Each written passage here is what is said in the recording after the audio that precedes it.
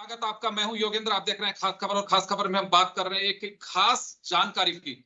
दोनों देशों के बीच यानी कि भारत और पाकिस्तान के बीच चल रहे तनाव के बीच एक बड़ी खबर है कि अब इसे रोकने के संकेत ही नहीं, अब तो इस पे ठप्पा लग गया है। हमारे विदेश सचिव विक्रम मिस्री ने एक बयान के जरिए बताया है कि दोनों देशों में फिलहाल सीज फायर यानी कि फायरिंग जो क्रॉस द बॉर्डर हो रही थी उस पर विराम लगाने पर सहमति बन गई है। इसके क्या मायने होते हैं आप स्क्रीन पे देख रहे हैं। लगे हमारे साथ में चंद्रमौली जी पूर्व एयर कमांडर जुड़ चुके हैं, जो लगातार ऑपरेशन सिंदूर से जन टीवी के गेस्ट के रूप में हमारे साथ जुड़े हुए हैं। सर, क्या लगता है दर्शकों को अगर हम एक बार में समझाने की कोशिश करें तो इसके क्या मायने हैं? जी, ये संघर्ष विराम जो हुआ है, ये हमारे छोटे मोटे अटैक दोनों तरफ से हो रहे थे, उसके लिए अमेरिका के सजेशन, दबाव या उनकी बातचीत के बाद में ये निकला है बाहर कि हम इसको संघर्ष को विराम देते हैं। तो ये देखो आप, हमने कितना संयम बरता है कि हमने एलओसी और इंटरनेशनल बॉर्डर क्रॉस नहीं की है, ना उसने क्रॉस की है। हमने छुटपुट फायरिंग की है और उन्होंने भी छुटपुट फायरिंग की है। इस फायरिंग में हताहत कुछ हुए हैं और कुछ डैमेज हुए हैं, लेकिन इसके बाद में अगर ये आज निकल के आया है जैसा आप बता रहे हैं, ये एक बहुत ही बड़ा एक कदम है। लेकिन लेकिन भारत को, इसको, पाकिस्तान को युद्ध में संघर्ष विराम तो कर दिया है, लेकिन इसके विराम के साथ में जरूर शर्तें लिखी होगी ट्रंप साहब ने। उसको लिखित में लेना चाहिए कि अगर आप, इसीलिए थोड़ी देर पहले हमने कहा कि अगर आप आक्रमण अपना टेररिस्ट अटैक करेंगे तो हम इसको युद्ध मानेंगे, हम फिर से शुरू हो जाएंगे।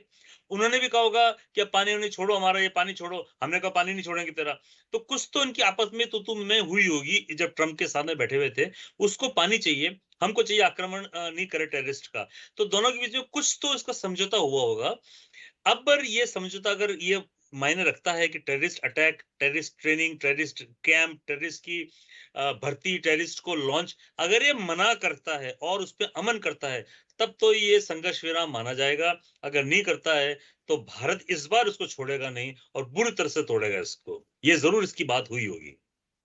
जी बिल्कुल, क्योंकि पहले जो अमेरिका के राष्ट्रपति ट्रंप का जो बयान सामने आया, उनका ट्वीट के जरिए कहा कि बेंस ने भारत के साथ में बात की, लेकिन ये भी पता चल रहा है कि पहल पाकिस्तान ने की है। पाकिस्तान के कहने पर इस संघर्ष विराम को किया गया है, और अगर इस तरह की कोई भी नापाक हरकत होती है तो इंडिया उसी तरह से जवाब देगा। और ये बात सही है कि जब सीज फायर की बात हुई इससे कुछ घंटे पहले ही जो भी चंद्रमौली साहब कह रहे हैं, बाकायदे एक अधिकृत बयान देश की सरकार की तरफ से आया, उसमें कहा गया है कि अगर किसी भी तरह का कोई आतंकी हमला हो तो हम उसको युद्ध के रूप में देखेंगे, और उसे भागते हुए, क्योंकि लगातार फायरिंग दोनों तरफ से हो रही थी।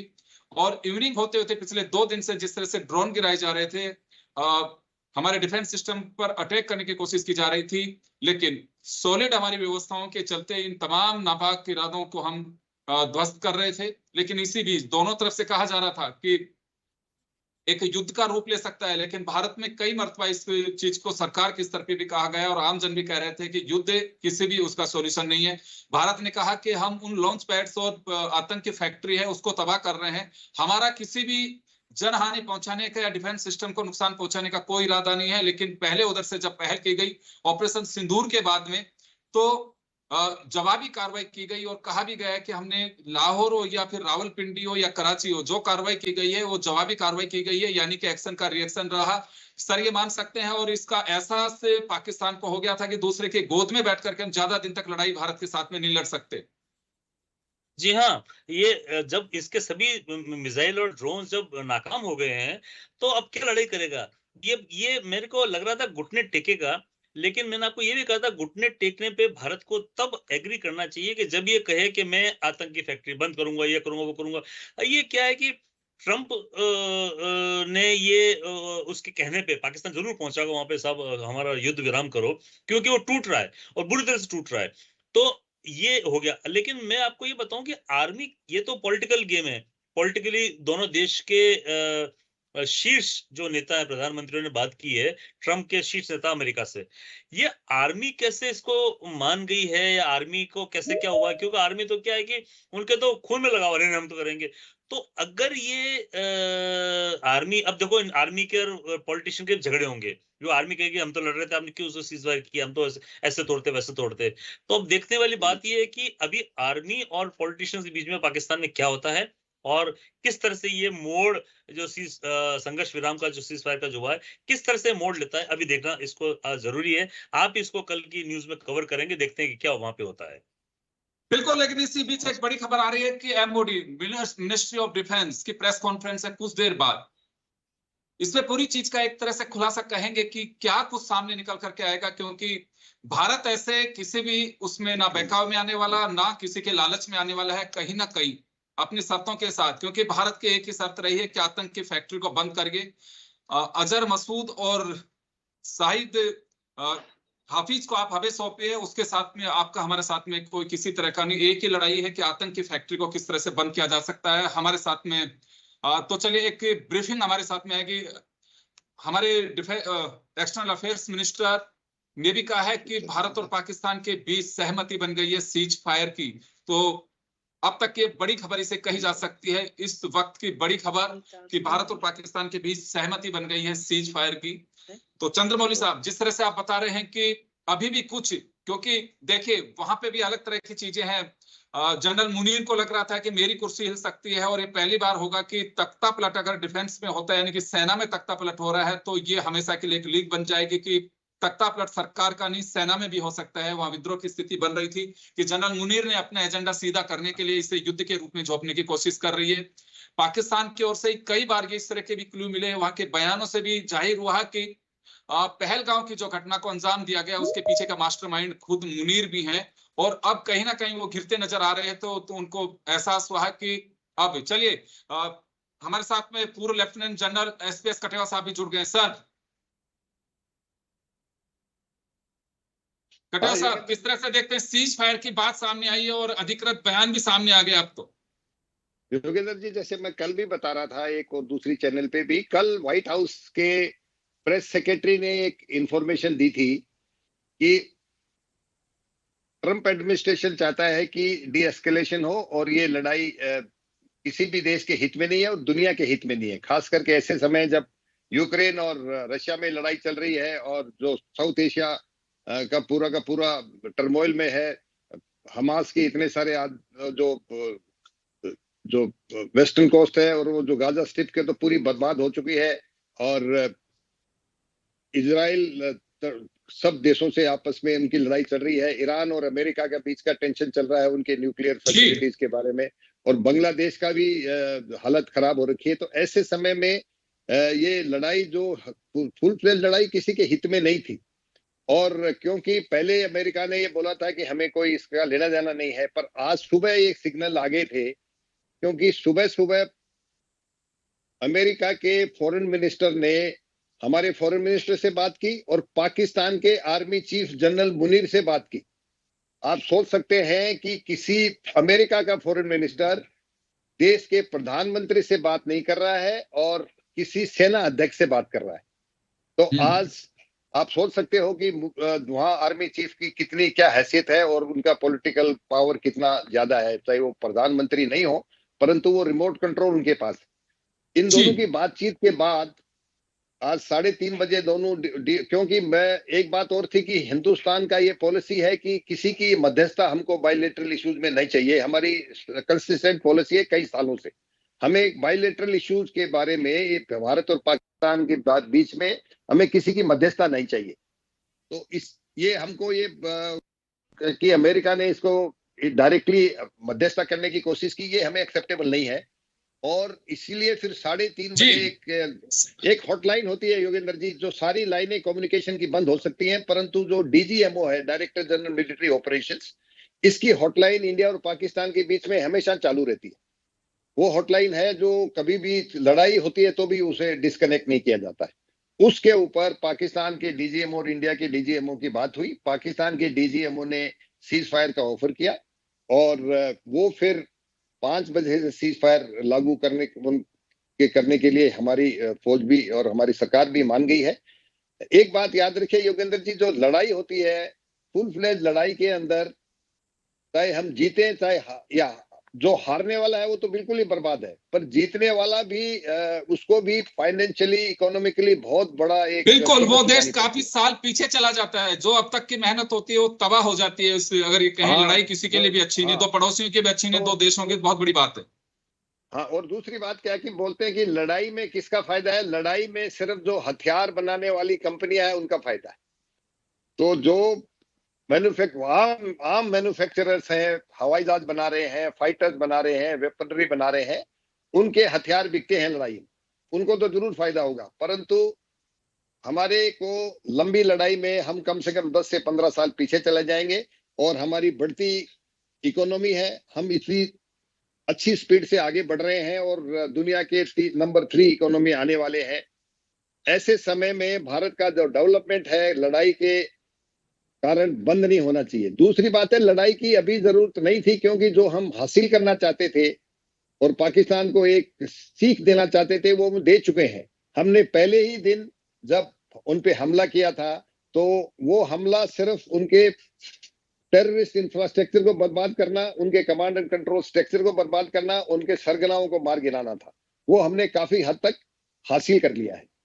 और दूसरी बात यह है कि जब उन्होंने हमारे रिटेलिएटरी जब ड्रोन से फायर किया 2 रात तक, कल रात को हमने फिर हमारे फाइटर प्लेन्स और का इस्तेमाल किया और प्रिसिजन बॉम्ब्स का इस्तेमाल किया, मिसाइल्स का इस्तेमाल करके उनके 6 से 7 इंपॉर्टेंट जो मिलिट्री फैसिलिटीज थी, एयरफोर्स स्टेशंस थे, एविएशन बेसेस थी, उनके ऊपर काफी नुकसान पहुंचाया। तो उसके बाद हमको ये थी कि अगर पाकिस्तान इसके बाद भी दुस्साहस करेगा तो हम उसे और बड़ा सबक सिखाएंगे।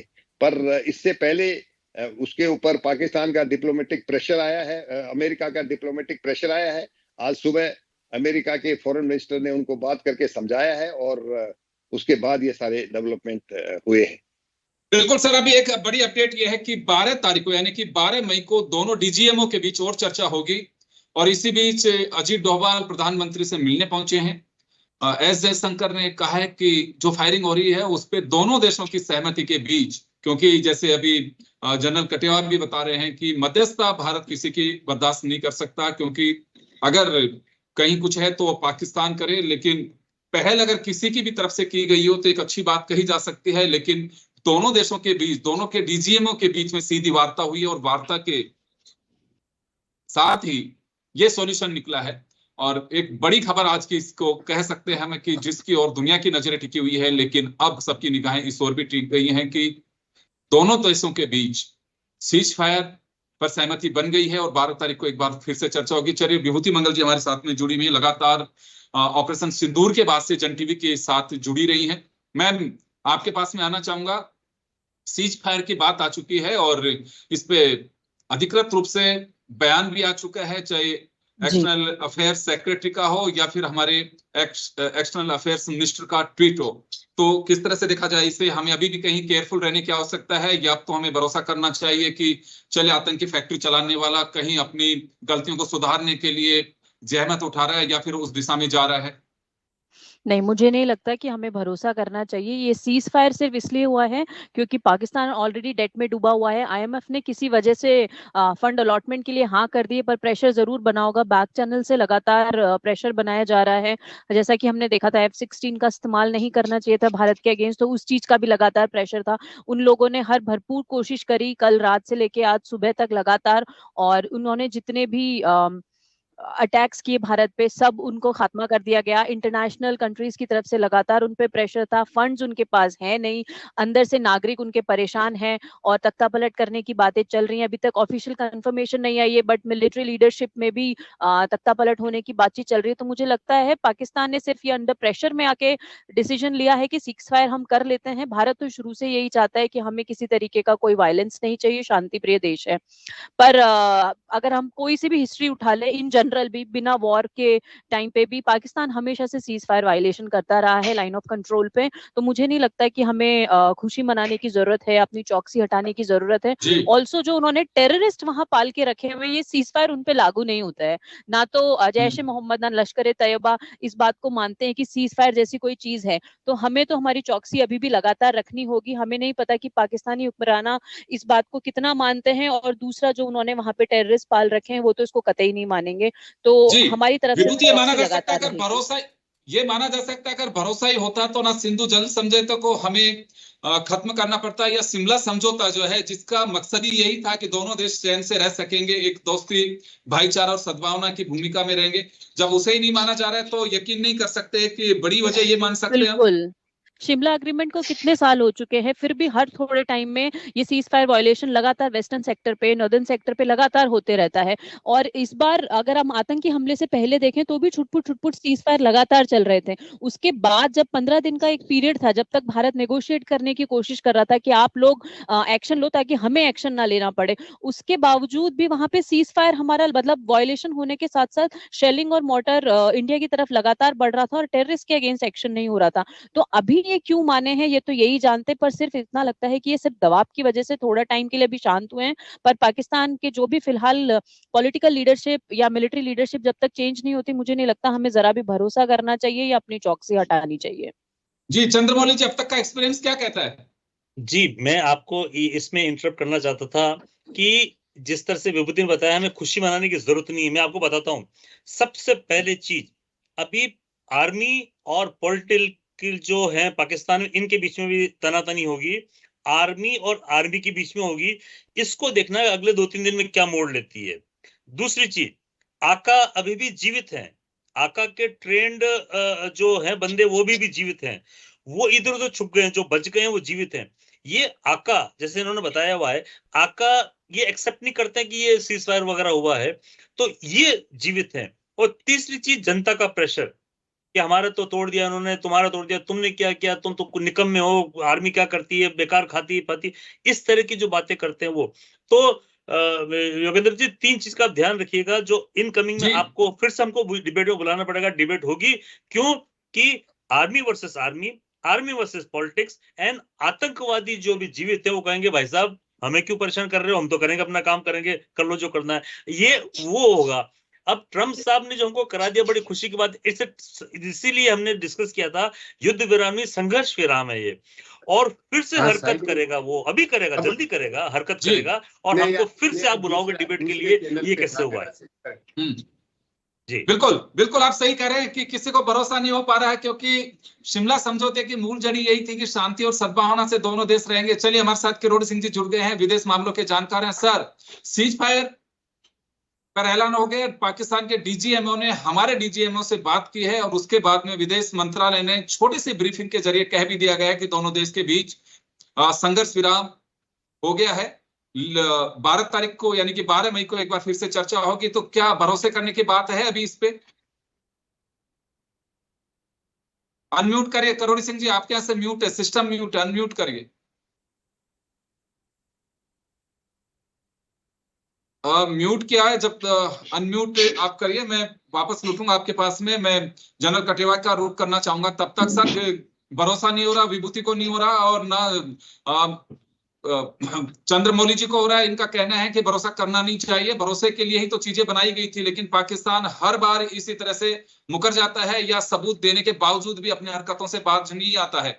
तो क्या लगता है कि अभी भी कोई अगर फैसले पे पहुंचना है तो हमें सजग रह के करना होगा, पूरी तरह से मुस्तैदी के साथ करना होगा?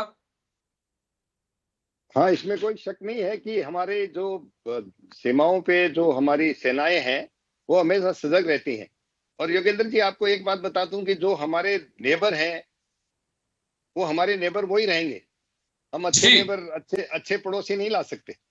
उन्हीं पड़ोसियों के साथ हमने आगे बढ़ना है और इस देश को आगे ले जाना है। और देश का जो डेवलपमेंट है वो बहुत जरूरी है। कि पाकिस्तान को बर्बाद करके हम पीछे हट जाएं वो ज्यादा अच्छी बात है, या हम आगे बढ़ते रहें और पाकिस्तान को उसी जगह पे रोक के रखें, ये ज्यादा जरूरी बात है। तो पाकिस्तान को, हमारे को सिर्फ एक शिकायत है कि हमारे यहाँ जो उग्रवाद है उसे वो बंद कर दे। दूसरी बात ये है कि जैसे चंद्रमौली साहब बता रहे थे कि वो बोलेंगे नहीं हम तो जाएंगे, वो नहीं कहीं जाएंगे, क्योंकि वो बिना पाकिस्तानी आर्मी के मदद के ना तो उनको कोई हथियार देगा, ना उनको कोई वेयरविल देगा, ना उनको इन्फिल्ट्रेशन करने के लिए मदद देगा। अपने आप बिना सेना की मदद से कोई इन्फिल्ट्रेशन कर सकता है? बिल्कुल नहीं कर सकता। वो कहां से आ जाएंगे? तो आप देखेंगे कि अगर सीज फायर होगा तो थोड़े दिन तक बिल्कुल सीज फायर ठीक ठाक होगा। जब तक ये बात जरूर है कि वो कमजोरी में आ गए हैं और हमको उन पे विश्वास नहीं करना चाहिए। परंतु दूसरी बात, आज एक और डेवलपमेंट जो आपने सुना होगा कि आज जो शाम के समय जो सिक्योरिटी की कॉन्फ्रेंस हुई थी, प्रधानमंत्री जी ने जो ली थी, जिसमें एनएसए और तीनों सेनाओं के चीफ और सीडीएस साहब थे, उसमें एक बहुत महत्वपूर्ण डिसीजन लिया गया है कि आज के बाद भारत किसी भी उग्रवाद के हमले को एक्ट ऑफ वॉर समझेगा। बिल्कुल, इसका मतलब ये है कि उस एक्ट ऑफ वॉर को उसके बराबर समझा जाएगा जो हमारे सीमा में घुस के वो लड़ाई करते हैं, उसको और आतंकवाद की एक्ट को बराबर माना जाएगा, जैसे कि इजराइल मानती है। जैसे हमास ने इजराइल पे हमला किया, 2 आदमी मारे, उसी समय 2 घंटे 1.5 घंटे 1 दिन के अंदर बिना किसी को बताए वो जाके वहां पर हमला करते हैं। लेबनान में अगर हिजबुल्लाह ने उनपे कोई मिसाइल फेंकी है तो इमीडिएट बिना किसी दुनिया को बताए, क्योंकि हम लोग शांति प्रिय देश हैं और हम अग्रेसर नहीं बनना चाहते। इसलिए हम इससे पहले क्या करते थे कि हम पहले उसको एनालाइज करते थे, उसके एविडेंस ढूंढते थे और ये पता करने की कोशिश करते थे कि ये उग्रवादी कौन है और कहां से आए हैं। इसीलिए 5-6 दिन पहलगाम में भी हमने आइडेंटिफाई किया पाकिस्तानी थे क्या थे। अभी इसके बाद जब भी कोई इस तरह की उग्रवाद की घटना होगी, आर्म फोर्सेस जैसे अभी एक्शन लिया है, इमीडिएट एक्शन लेंगे और जो टारगेट हैं वो खुद चुनेंगे और उसके ऊपर मिसाइल या एयर अटैक करके उसे बर्बाद करेंगे। तो एक बहुत बड़ा बिल्कुल। मैं वापस लौट रहा हूं सर, आपके पास में वापस लौट रहा है। छोटे से ब्रेक के लिए रुकेंगे और ब्रेक के बाद में जल्द लौटूंगा। करोड़ी सिंह जी हमारे साथ में जुड़ चुके हैं। छोटे से ब्रेक के लिए रुकेंगे और ब्रेक के बाद जल्द लौटते हैं।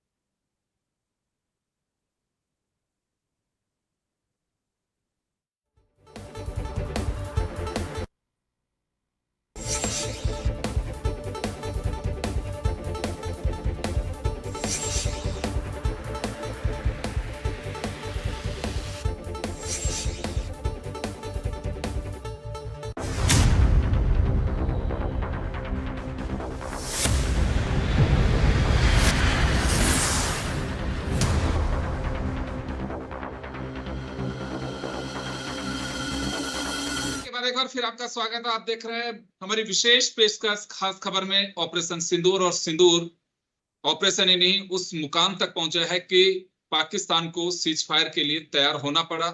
और दिन भर की बैठकों के जो दौर चले उससे एक अंदाजा लग रहा था कि जैसे अभी हम ब्रेक से पहले बात कर रहे थे तो बताया था जनरल कटेवा ने कि इजराइल इस तरह की एक रणनीति है उसकी, अगर मेरे यहाँ पे कोई भी आतंकी अटैक करेगा तो मैं उसके युद्ध की तरह ही देखूंगा और वही तमाम जो चीजें हैं सामने वाले को भुगतनी पड़ेगी। लेकिन ये एक संघर्ष विराम है। 12 तारीख को वापस से दोनों देशों के डीजीएमओ के बीच में चर्चा होगी।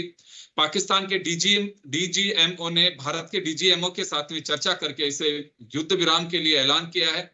भारत के विदेश मंत्रालय ने भी इस पर ठप्पा लगाया है कि संघर्ष विराम पर सहमति बनी है। तमाम जो चीजें हैं वो इस ओर सबकी निगाहें इसी पे टिकी हुई। लेकिन हमारे जो एक्सपर्टीज हैं उनका साफ कहना है कि पाकिस्तान पे भरोसा नहीं कर सकते। लेकिन ये भी कहा जा रहा है कि उसे बर्बाद करके भी हम कुछ हासिल नहीं कर सकते, क्योंकि हमें आगे बढ़ना और आगे की सोच को आगे बढ़ा करके चलना है। चले हमारे साथ में करोड़ी सिंह जी हैं। सर, संघर्ष विराम हो गया है, 12 तारीख को वापस से चर्चा होगी। इसे कितना सकारात्मक तरीके से देखा जाए, कितना भरोसा किया जा सकता है पाकिस्तान पर? देखिए योगेंद्र जी, पाकिस्तान पे भरोसे वाली बात से पहले मैं तात्कालिक स्थिति पे आता हूँ। ट्रंप ने जो ट्वीट किया उसमें उन्होंने लिखा है बोल्ड लेटर्स में full and immediate cease fire.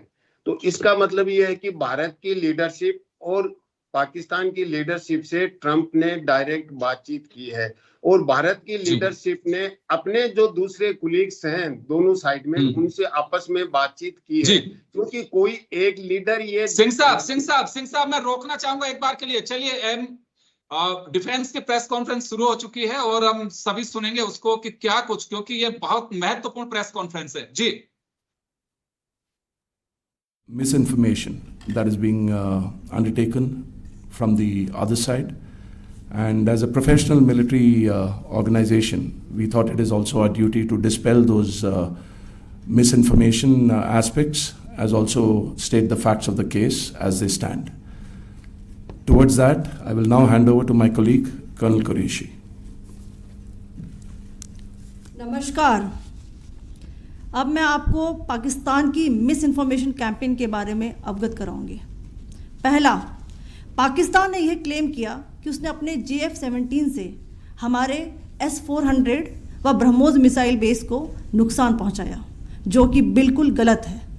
दूसरा, उसका ये भी मिस इन्फॉर्मेशन कैंपेन था कि हमारी एयरफील्ड्स जो कि सिरसा, जम्मू, पठानकोट, बठिंडा, नलिया और भुज में हैं, ये उसका मिस इन्फॉर्मेशन भी बहुत गलत है। तीसरा, पाकिस्तान के मिस इन्फॉर्मेशन कैंपेन के मुताबिक हमारे एम्यूनिशन डम्प्स जो चंडीगढ़ और बियास में है उसका डैमेज हुआ, यह भी बिल्कुल गलत है। हमने आपको मॉर्निंग ब्रीफिंग में बताया था विद फैक्ट्स एंड फिगर के साथ कि ये सारी चीज़ें बिल्कुल सही सलामत हैं। अब मैं आपको बताना चाहती हूँ कि पाकिस्तान के एक प्रेस कॉन्फ्रेंस में ये बात की गई थी कि उनके सीनियर मिलिट्री ऑफिसर्स जो कि पूरी तरह से ये भ्रामक हैं और तथ्यों से दूर हैं कि पाकिस्तान की ओर से ये झूठा आरोप भी लगाया जा रहा है कि भारतीय सेना ने मस्जिदों को नुकसान पहुंचाया। मैं इससे बिल्कुल स्पष्ट करना चाहती हूं कि India is a secular nation और हमारी सेना भारत के कॉन्स्टिट्यूशनल वैल्यूज़ की एक बहुत प्यारी झलक है। इंडियन आर्म्ड फोर्सेस ने पाकिस्तान को बहुत भारी नुकसान पहुंचाया, उनके मिलिट्री इंफ्रास्ट्रक्चर्स को, चाहे वो लैंड एसेट्स हों या फिर उनके एयर एसेट्स। यही नहीं, इंडियन आर्म फोर्सेस ने पाकिस्तान की एयरफील्ड्स स्कर्दू, जकोबाबाद, सरगोदा और बुलारी को बहुत नुकसान पहुंचाया। इसके अलावा पाकिस्तान के air defence system, radar system, उनको भी एयर स्पेस में अनटेनेबल किया।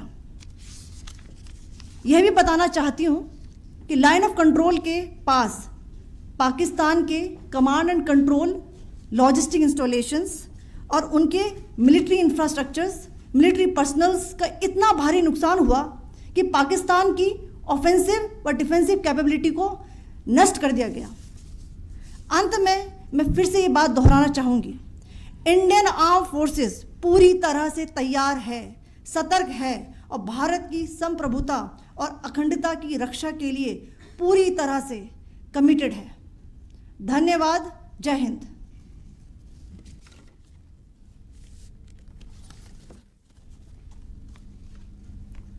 So several attempts were made by Pakistan on spreading a misinformation campaign, as we have seen for the last few days. There were attempts made to say that our S-400 at a northern base was destroyed, which was completely false, and that it was destroyed by a JF-17, it was a false information. Also that the BrahMos installation was attacked and it was destroyed was false. The destruction of airfields at Srinagar, Jammu, Pathankot, Bhuj, Nalia, etc. was also a false claim. The forward ammunition dump at Chandigarh and Beas are also fit and fine, and we showed you these in the photographs in the morning briefing today. Also, there was a certain different way of miscampaign that the Pakistan conducted by its press conferences, which was conducted in a manner which were completely misleading and devoid of facts. Pakistan has been spreading fabricated allegations that the Indian armed forces have targeted mosques. Let us make this very clear here that India is a secular nation and the Indian armed forces are a reflection of our constitutional values. We hold every place of worship of all faiths in the highest regard. Our operations have been aimed exclusively at terrorist camps and facilities being used for anti-India activities. No religious sites, I repeat, no religious sites have been targeted by the Indian Armed Forces. Over the past few days, as we have seen, Pakistan has suffered very heavy and unsustainable losses after it has given us an unprovoked attack on our installations. It has suffered losses in both land and air. There has been an extensive damage to the crucial Pakistani air bases like Skardu, Sargodha, Jacobabad, and Bholari. In addition, a loss of AD weapon system and radars made the defense of Pakistani airspace untenable. Across the line of control, extensive and precise damage to military infrastructure and command control centers and logistic installations. In addition to that, 2 military personnel had led to complete breakdown of its defensive and offensive capability and also Pakistani morale. So. In conclusion, let me reiterate that whilst we will be adhering to the understanding that has been reached today, that is the Indian Army, the Indian Navy, and the Indian Air Force, we remain fully prepared and ever vigilant and committed to defending the sovereignty and integrity of the motherland. Every misadventure by Pakistan has been met with strength, and every future escalation will invite a decisive response. We remain fully operationally ready to launch whatever operations may be required in defense of the nation. Thank you very much, ladies and gentlemen. Thank you. With that, we come to the closure of this briefing. Thank you very much. जगह संप्रभुता के लिए हम तैयार हैं, हमारी सेनाएं तैयार हैं। दिन भर झूठ फैलाता रहा पाकिस्तान, लेकिन उसमें सच्चाई कुछ अलग थी। और ये प्रेस ब्रीफिंग, महत्वपूर्ण प्रेस ब्रीफिंग कही जा सकती है, जिसमें रक्षा मंत्रालय की ओर से कहा गया है कि दोनों देशों के बीच, दोनों के डीजीएमओ के बीच में चर्चा हुई है और उसके बाद में सहमति बनी है सीज फायर की। 12 तारीख को वापस से ये बैठक होगी और ये तमाम दिन भर के जो घटनाक्रम चले उसको लेकर के भी कहा है कि पाकिस्तान लगातार झूठ फैला रहा था कि भारत की ओर से मस्जिदों को निशाना बनाया गया, लेकिन उसमें कोई दम नहीं था। उन्होंने ना हमारे S-400 पे किसी भी तरह की कोई डिस्ट्रॉय जो करने की कोशिश की, किसी तरह का कोई असर नहीं हुआ, ना ही हमारे किसी भी तरह का सैन्य ठिकानों पर कोई असर हुआ है, लेकिन एक भ्रम फैलाने की कोशिश कर रहा था लगातार, जबकि भारतीय सेना ने उसके कई डिफेंस सिस्टम को नष्ट किया। चलिए वापस हमारे पैनल के पास में पहुंचेंगे, करोड़ी सिंह जी के पास में चलना चाहूंगा। सर, 12 तारीख को वापस वार्ता होगी, लेकिन इसी बीच बड़ी खबर यह है कि सीज फायर पर सहमति बनी है। जी देखिए योगेंद्र जी, आपकी जो लास्ट बात है उसको मैं पहले लेना चाहूंगा। देखिए, सीज फायर को लेके संयुक्त राष्ट्र संघ के जनरल सेक्रेटरी कह रहे थे कि मैं गुड ऑफिसेज के लिए तैयार हूं। ईरान के विदेश मंत्री कह रहे थे, सऊदीया के विदेश मंत्री भी आके गए। तो बैक चैनल से प्रयास चल रहे थे कहीं न कहीं एक पेज पे हिंदुस्तान और पाकिस्तान को लाया जाए, सीज फायर किया जाए। मीनवाइल अमेरिका के वाइस प्रेसिडेंट ने कह दिया कि हमारा कोई बिजनेस है, कोई लेना देना नहीं है। लेकिन मुझे लगता है कि बैक चैनल से बातचीत चल रही थी और ट्रंप बातचीत कर रहे थे दोनों देशों के लीडरशिप से। और लीडरशिप से बात की तो लीडरशिप कोई एक लीडर अपना डिसीजन नहीं ले सकता है। जिससे भी भारत के प्रधानमंत्री से की या पाकिस्तान के प्रधानमंत्री से बात की तो उन्होंने ये कहा होगा कि हम हमारे कुलीग से, दूसरे कैबिनेट मंत्री से बात करेंगे, हम अपने मंत्री से बात करके बताएंगे। तो ट्रंप के सामने इस तरह की बातचीत हुई होगी और बातचीत करके जो ट्रंप ने ट्वीट किया है उसमें जो बोल्ड लेटर्स में है वो है full and immediate cease fire. आगे कोई टर्म्स एंड कंडीशंस तो बाद में होंगी, इमीडिएट सीज फायर। अब immediate, full and immediate cease fire का मतलब यह है कि जो ग्राउंड पे फोर्स हैं वो तो हमारी डिफेंस फोर्सेज हैं दोनों ही साइड में, वो तो डिफेंस फोर्सेज है, तो वो जिम्मेदारी डीजीएम, क्योंकि गलती से भी अगर किसी ने कुछ कर दिया तो ये कहेंगे इसने सीज फायर का वायोलेशन कर दिया था।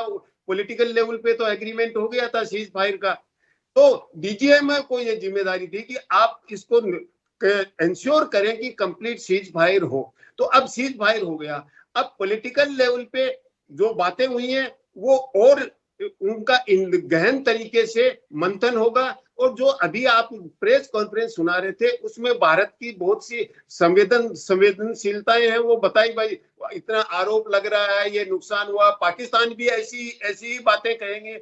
और उससे भी बड़ी चीज है वो दोनों देशों की लीडरशिप के सामने अभी एक बहुत बड़ी चुनौती है, क्योंकि एक वार हिस्टीरिया क्रिएट हो गया था, हाइपर नेशनलिज्म क्रिएट हो गया था। तो दोनों देशों को अपने अपने आवाम को ये समझाना है कि हम वी आर द विनर। वो कैसे करेंगे? वो ये करेंगे कि भारत देखिए निश्चित रूप से ये कहेगा कि हमारा पाकिस्तान से लड़ाई करने का कोई झगड़ा नहीं, कोई इरादा नहीं था। हम पहले से स्पष्ट कर रहे थे कि हम आतंकवाद के विरुद्ध हैं, पाकिस्तान के आवाम के विरुद्ध नहीं है। और आतंकवाद के हमने 9 अड्डों पे स्ट्राइक किया है, बहुत से ईज आउट हो गए हैं, और आगे जो सीज फायर एग्रीमेंट के बाद एग्रीमेंट होगा उनको आगे ईज आउट हम कर लेंगे।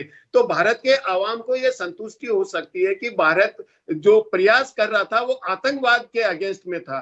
पाकिस्तान अपने आवाम को कैसे संतुष्ट करेगा? वो ये कहेंगे कि देखिए भारत और पाकिस्तान के बीच में कोई संवाद नहीं है और बहुत से मुद्दे हैं, हम उन मुद्दों का अंतर्राष्ट्रीयकरण करना चाहते थे, पूरी दुनिया के सामने रखना चाहते थे, और वो अंतर्राष्ट्रीयकरण हमने कर दिया है। तो दोनों ही मुल्कों का जो सियासतदान है वो ये कहेंगे कि we are the winner, we are the winner.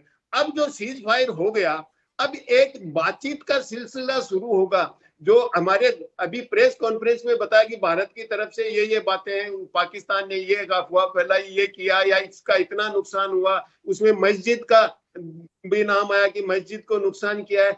देखिए जो आतंकवाद की दहशतगर्दी की स्ट्रेटेजी क्या है, वो दहशतगर्दी और जो वर्दी, वहां 2 चीजें हैं पाकिस्तान में। तो दहशतगर्द क्या करते हैं, या तो मस्जिद में अपना अड्डा बनाते हैं या अड्डे में मस्जिद बना लेते हैं, और फिर वो वर्दी है वहां पाकिस्तान की, वो दहशतगर्दों को पूरी लॉजिक। चलिए, लेकिन सर यहाँ एक छोटा सा सवाल होगा, मैं उस पर जाना चाहूंगा। अब क्या लगता है आपको कि वहां कट्टरपंथी जिनका आप जिक्र कर रहे हैं, सेना चाह रही होगी कि नहीं आपको ज्यादा कुछ नहीं करना, वो सरकार को निर्देश दे सकते हैं, जैसे जनरल कटेवा पहले कह रहे थे, चंद्रमौली जी कह रहे थे, वो रिमोट से चला सकते हैं। लेकिन आतंकी जिन्हें वो खुद ने सपोले तैयार किए हैं, वो क्या इस सीज फायर को मान पाएंगे? क्योंकि उनका तो एजेंडा यही है कि नापाक हरकत करनी है, दहशतगर्दी फैलानी है। वो मान पाएंगे इसको? देखिए, ये मुझे लगता है पाकिस्तान में ये डिसीजन है पॉलिटिकल लीडरशिप का है, और ये पाकिस्तान में क्राइसिस रहेगा, क्योंकि जो वर्दी है और जो सिविल है, इनमें वहां कॉन्फ्लिक्ट रहेगा पाकिस्तान में भविष्य में। लेकिन वो आंतरिक संकट रहता है तो भारत को कोई दिक्कत नहीं है। और वही बात मैं आपको बता रहा था कि देखिए जो दहशतगर्द हैं वो मस्जिद में रहना या अपने अड्डे पे मस्जिद बनाना, और फिर वर्दी वालों को सपोर्ट, वर्दी वाले उनको सपोर्ट करें, हथियार दें, तो एक तरह का गठबंधन बन गया था 3 फोर्सेज का। और वो तीनों फोर्सेज पाकिस्तान का जो जमहूरियत है या सिविलियन है और आवाम है, दोनों को बंदी बना लिया था उन्होंने प्रैक्टिकली। तो अब जब सीज फायर होगा और सीज फायर के बारे में बातचीत होगी, तो वो सिविलियन के सामने जो दहशतगर्द हैं, जो वर्दी में है, या जो मस्जिद, जो इस्लामिस्ट फोर्सेज हैं, वो सिविलियन गवर्नमेंट के सामने अपनी टर्म्स एंड कंडीशंस रखेंगे कि आप नेगोशिएट करो, तो ये चीजें भी उसमें रखो। तो वो तो डिटेल में वर्कआउट है। इमीडिएट जो कंटिजेंसी थी वो जो दोनों देशों के बीच में बाहरी स्थितियां बन रहा था, उसको रोकने की थी, वो सीज फायर हो गया। ये स्वागत योग्य मामला है। चले, फिलहाल तो ये मान सकते हैं कि चलिए कि राहत की खबर ये कही जा सकती है, दोनों तरफ से एक जो तनाव हो रहा था एक बार के लिए रुका है, लेकिन इस पे कोई भी तैयार नहीं है कहने को कि पाकिस्तान पे भरोसा करना चाहिए। मैं वापस जनरल कठेवा के पास में जाना चाहूंगा। सर, क्या लगता है, भरोसा कोई नहीं कर रहा फिलहाल के लिए सीज फायर के लिए? एक कोई भी दर्शक ये समझने की कोशिश करेगा कि क्या दोनों तरफ से ही अभी फोर्स का जो डिप्लॉयमेंट है वो एज इट इज रहेगा, 12 तारीख के बाद ही कोई डिसीजन होगा? जी चलिए, ये सवाल का जवाब मैं चंद्रमौली साहब से लेना चाहूंगा। सर, क्या लगता है कि अभी तक जो डिप्लॉयमेंट किया गया है, जहां पे लगाया गया है हमारे सेनाओं को, वो स्टेबल रहेंगी, कंटिन्यू रहेंगी? ऐसा क्या होता है, जब सीज फायर होता है और 12 तारीख ज्यादा दूर नहीं है, तो जो एक्सट्रीम एज के अंदर जो ट्रेंचों में जो रह रहे हैं, वो वापस थोड़ा पीछे आकर के अपने अपने शेल्टर्स के अंदर आ जाएंगे। और जो शेल्टर्स के अंदर जो एक्स्ट्रा जो फौज गई हुई है, वो धीरे से आकर के अपने बेसिस में आ जाएगी, लेकिन बड़ा मूवमेंट नहीं होगा। 12 तारीख के बाद में मूवमेंट होगा। उनको होल्ड पोजीशन रखेंगे, उनको अटैक पोजीशन में नहीं रखेंगे। जो मिसाइल जहां जहां डिप्लॉयड हैं, वो मिसाइल वहीं डिप्लॉय रहेंगे। डीजीएमओ की मीटिंग के कंफर्मेशन के बाद में उनको वापस अपने अपने स्थान में लिया जाएगा। तो अभी 3-4 दो दिन की बात है। मैं आपको क्या कहना चाहता था कि आपको मैं 2-3 चीजें बताई थी कि पहले तो फेरबदल जो पाकिस्तान की आर्मी में होने वाला है, आर्मी टू पॉलिटिक्स में होने वाला है, और जो आका जो जीवित हैं और उनके जो चेले जीवित हैं, उनके और सरकार के बीच में का वो कहेंगे तुम मत करना, तुम्हारी वजह से हुआ, ये तो मैं बता रहा हूं। लेकिन आपको जो खास चीज बताने वाला था वो अपने हिंदुस्तान में खुद देखिए। अब हिंदुस्तान में हमारे भी तो आका बैठे हुए यहाँ पे, वो कहेंगे कि भारत अमेरिका के प्रेशर में आ गया, भारत अमेरिका के पास चला गया, भारत ने अमेरिका से ऐसे पूछ लिया, भारत अमेरिका के दबाव। ये अभी कहानी हो जाएगी कि हम जब कर रहे थे, हम जब जीत किए थे, हमने ये करना था, हम इतने टेररिस्ट हमको मार दिया, ये बाल बच्चे हैं, ये विधवा हो गई, ये आपने क्यों नहीं डिसाइसिव बैटल किया हुआ है। ये आपको कहना चाहता था कि पाकिस्तान की तरफ में देखो, अपने अंदर भी देखो कि वो अभी नाराबाजी शुरू हो जाएगी, जिसके अंदर सवाल पूछे जाएंगे। ये सबसे बदतर बात होगी कि देश का इतना अच्छा हमने काम किया हुआ सेना ने, अब कहेंगे सेना ने काम करी तो आपने क्यों रोका इसको, और खासकर अमेरिका के दबाव में क्यों आए, ये बात होगी। जी विभूति, ये लगातार हम जब चर्चा कर रहे थे तो अक्सर ये बात आ रही थी कि इस तरह के छद्म युद्ध से बढ़िया है कि एक बार कुछ ना कुछ इस पे एक डिसीजन पे पहुंच जाना चाहिए। मुझे ये लगता है योगेंद्र जी, कहना बहुत आसान होता है कि एक बार में इसको आर पार का युद्ध कर लेते हैं। मैं इसमें कटेवा सर से इत्तेफाक रखती हूँ कि जब भी युद्ध होता है ना, नुकसान दोनों देशों का होगा। पाकिस्तान की हमें कोई ज्यादा फिक्र नहीं है, पर अगर आप 1999 की याद करें, जिसको इंटरनेशनल लेवल पे आज तक वॉर नहीं माना जाता है, सिर्फ इंडिया और पाकिस्तान कारगिल को वॉर बोलते हैं, वो लोग उसे लाइट इंटेंसिटी कॉन्फ्लिक्ट बोलते हैं। अगर आप देखा जाए कि एक लीको की वजह से भारत की इकोनॉमी 10-12 साल पीछे हो गई, और अगर हम फुल फ्लेज वॉर जाते हैं, वो भी अब जबकि ये दोनों कंट्रीज न्यूक्लियर वेपन इनके पास हैं, तो मुझे नहीं लगता एक समझदारी वाला डिसीजन है कि हमें फुल फ्लेज वॉर करना चाहिए। हालांकि समझदारी वाला डिसीजन ये होगा कि पाकिस्तान पे और प्रेशर बनाया जाए और उसे बोला जाए कि उसने अपने अंदर जो टेररिस्ट इंफ्रास्ट्रक्चर खड़ा किया हुआ है, जैश ए मोहम्मद, लश्कर ए तैयबा, हिजबुल मुजाहिदीन, वो जाके उन टेररिस्ट इंफ्रास्ट्रक्चर को डिस्ट्रॉय करे, इंटरनेशनल कंट्रीज की हेल्प ले और उसको खत्म करे। अगर उसे डर लगता है वो खत्म करने में, तो कोई बुराई नहीं है कि अपने अड़ोसी पड़ोसी देशों से मदद मांगे कि भाई मेरे अंदर जो हमने सांप पाले हुए थे आउट ऑफ कंट्रोल हो गए, हमारी मदद कर दो इनको मतलब खत्म करने में, जिससे हमारे भी नागरिक खुश रहें और पूरे संसार में अमन और चैन बना रहे। तो ये ज्यादा बेटर डिसीजन होगा, क्योंकि लड़ाई, मैं स्टार्टिंग से बोलते आ रही हूँ, लड़ाई हमारी पाकिस्तान से नहीं है, पाकिस्तान के अंदर जो टेररिज्म पल रहा है उससे लड़ाई है। तो बेहतर ये होगा हम उसे खत्म करने पे जोर डालें, बजाय अपने रिसोर्सेज को किसी एक वॉर में डालने के। बिल्कुल आप सही कह रहे हैं, क्योंकि उस सिस्टम को लड़ाई यही है। पहले भी यही कहा गया, जिस दिन ऑपरेशन सिंदूर लॉन्च किया गया उस दिन कहा भी यही गया था कि हमारे किसी जनता के साथ में या सेना के साथ में कोई किसी तरह का वॉर नहीं है। ये केवल उन लोगों के लिए जिन्होंने पहलगांव में दुस्साहस किया, उनको कुचलने का, उस दुस्साहस को, उस नापाक हरकत को हम उसका जवाब देने के लिए कार्रवाई कर रहे हैं। लेकिन कई हरकतें ऐसी पाकिस्तान की रही कि इस पूरे तनाव के बीच मालूम था कि एयर स्पेस के अंदर दोनों तरफ से बम्बारमेंट हो रहा है, लेकिन वो अपने एयर स्पेस को ब्लॉक नहीं किया, चालू रखा। उससे ये लग रहा था कि ये कोशिश करे, दुनिया के सामने एक मैसेज देने की कोशिश करे कि भारत के ओर से जो फायरिंग हुई है उसमें जनहानि काफी हुई है। क्योंकि देखिए, जनहानि जहां पे भी होती है, सेंटिमेंट्स दुनिया के अलग तरह से जुड़ते हैं। वो एक ढाल बनाने की कोशिश कर रहा था लेकिन नाकाम रहा। मैं करोड़ी सिंह जी का रुख वापस करना चाहूंगा। सर, क्या लगता है आपको कि कई ऐसी कोशिशें की हैं पाकिस्तान ने जिसमें अभी जैसे दिन भर अभी भ्रम फैलाने की कोशिश विंग कमांडर व्योमिका सिंह और सोफिया कुरैशी ने, कर्नल सोफिया कुरैशी ने जो बताया कि लगातार वहां पे ये भड़काने की बात कर रहा था, झूठ बोल रहा था कि मस्जिदों को अटैक के लिए तैयार कर रहा है, अटैक किए जा रहे हैं उन पे। लेकिन आपने भी अभी कहा कि या तो मस्जिदों में वो लॉन्च पैड तैयार करते हैं या लॉन्च पैड को मस्जिद में तब्दील कर देते हैं। उन्हें डिस्ट्रॉय किया गया है क्योंकि आतंक की फैक्ट्री वो बना रहे थे।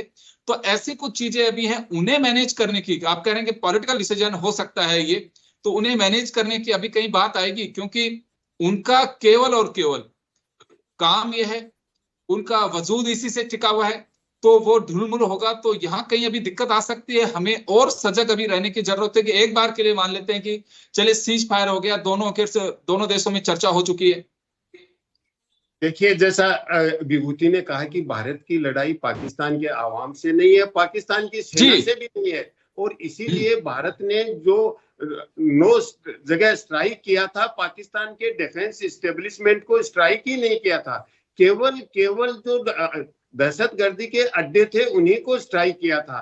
लेकिन दहशतगर्दों ने वहां के समाज में ऐसा बना रखा है कि मजहब और दहशतगर्दी का जो लाइन है वो बिल्कुल ब्लर्ड हो जाती है। दोनों एक दूसरे में मिल गए हैं। वहां की सेना, दहशतगर्द और मजहब तीनों जब मिल जाते हैं तो उसको डिस्टिंक्शन करना बड़ा मुश्किल हो जाता है। और इसीलिए पाकिस्तान अब ये कह रहा है, जैसा आपने प्रेस कॉन्फ्रेंस में भी कहा कि मस्जिदों पे अटैक किया, तो ये आरोप प्रत्यारोप तो अभी चलेंगे। और इसीलिए जैसे कमोडोर साहब ने बहुत सही बात कही कि देखिए अभी एकदम से हटेंगे नहीं, थोड़ा होल्ड पे रखेंगे, क्योंकि 12 तारीख दूर नहीं है, 2 दिन है, 12 तारीख में के बाद तो डिटेल्स वर्कआउट होंगे। अभी तो जो स्थिति है उसमें है कि एक दूसरे पे वार नहीं करेंगे। एक जो कमोडोर साहब ने इंटरेस्टिंग बात कही कि हमारे अंदर भी इस तरह का होगा, अब विवाद होगा।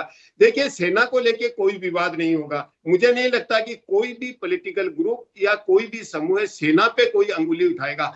आपस में पॉलिटिकल लेवल पे करेंगे, पॉलिटिकल माइलेज के लिए और वो भी एक नीचे के स्तर पे चर्चाएं हो सकती है। ये एक सेंटेंस योगेंद्र जी, मैं ये कह रहा हूं कि कुछ लोग ये कहते हैं कि it's the tragedy of democracy, मैं इसको कहता हूं it's the beauty of democracy, क्योंकि ऐसा संवाद होना चाहिए। ये विवाद नहीं, ये संवाद है। और अगर इस तरह से नहीं होगा तो हमारी जमहूरियत काम नहीं करेगी। तो आपस में जो पॉलिटिकल लेवल पे होता है उसको सेना को बिल्कुल पृथक रखते हैं। सेना के प्रति सम्मान को लेके मेरे ख्याल से किसी भी पॉलिटिकल ग्रुप में, चाहे छोटा हो बड़ा हो, डिसरेस्पेक्ट नहीं है सेना को लेके। तो आपस में जो हम करते हैं वो एक डेमोक्रेटिक स्पिरिट है कमोडोर साहब। जो आप डिफेंस वाले हो सकता है उसको अलग स्पिरिट में ले, लेकिन ऐसा होना चाहिए समाज में। ऐसा होता है तो इम्प्रूवमेंट होता है, रिफॉर्म होता है, समाज में रेजिलियंस आता है, समाज मजबूत होता है, कमजोर नहीं होता है। जी, पर मैं इस बारे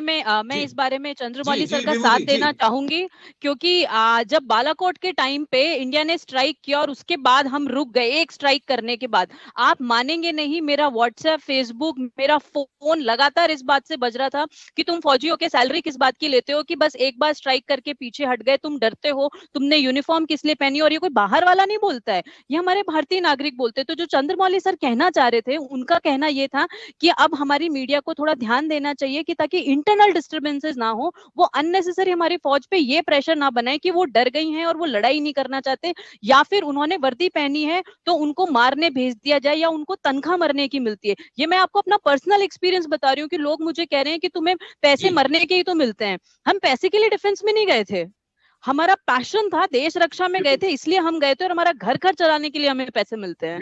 तो ये इस वाले आई थिंक वो इस आइडिया को चंद्रमौली सर रखना चाहते थे, ना कि किसी तरीके के नॉन डेमोक्रेटिक। डायरेक्टली बताया योगेंद्र जी, विभूति जी, मैं आपके सेंटिमेंट्स की कदर करता हूँ। मेरे भाई फौज में है, मेरे चाचा फौज में है, मेरे दोस्त बहुत फौज में, और ऊंची पौधे डिप्टी आर्मी चीफ तक रहे मेरे दोस्त, तो मैं उसका सम्मान करता हूँ। और पिछले 4-5 दिन से जो मीडिया कर रहा था, सेंसेशनलाइज कर रहा था, आपने देखा होगा कि इतना इररेस्पॉन्सिव, बाकी सब जगह कोऑर्डिनेटेड वे में चल रहा था। पॉलिटिकल चले, मैं माफी चाहूंगा सर, मैं रोकना चाहूंगा सर, मैं रोकना चाहूंगा, समय हो चुका है। करोड़ी सिंह जी, मैं रोकना चाह रहा हूँ सर, समय हो चुका है सर, समय हो चुका है, मैं माफी चाहूंगा।